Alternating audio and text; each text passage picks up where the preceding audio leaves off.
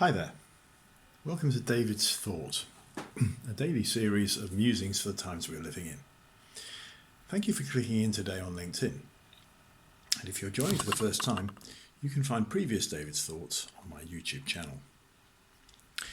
Next year is the anniversary of a cultural phenomenon. It will be 50 years since the release of John Lennon's Imagine album. Now the truth is that the album as a whole is not Lennon's finest. It contains a lot of angst that he harboured after the breakup of the Beatles. But the title track, which was rightly recognised only 3 years ago as being co-written by his wife Yoko Ono, is to this day regarded as one of the most influential pop songs ever written. The words, "Imagine there's no countries, it isn't hard to do," came to mind as I was considering my somewhat provocative thought today, reflecting upon the current state of the COVID-19 crisis, and it is this. If boundaries and governments can no longer protect their people from a pandemic that starts from a single virus, is there still any point to them? Now, you're probably thinking that I've already gone slightly stir-crazy after just 1 week, but do hear me out for the next 90 seconds or so.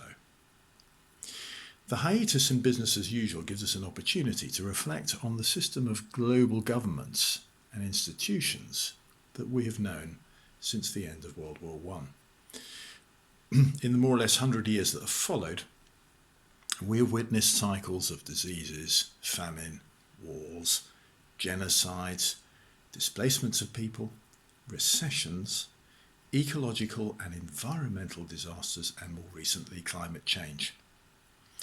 Of course, good things have happened too, such as advances in science, technology and healthcare.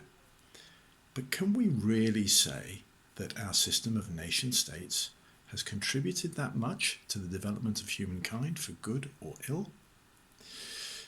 There is a counter-argument that nations reflect their cultural and ethnic makeup. But I'm inclined to question this. The closest we have to cultural and national connection among people is a common language.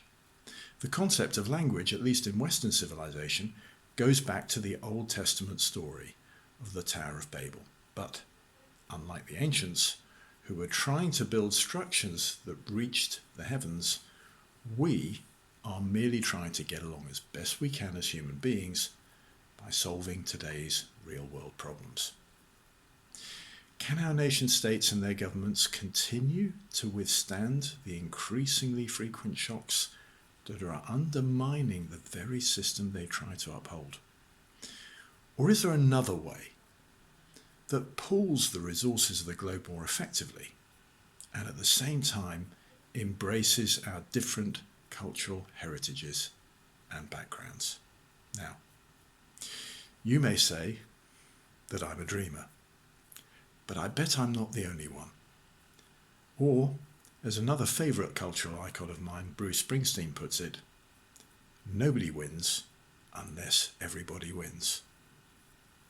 When this crisis is eventually over, some things will return as they were, but others will never be the same.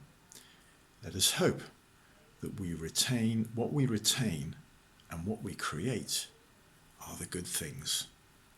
In the meantime, keep well, stay safe, and support our frontline health workers because they deserve it.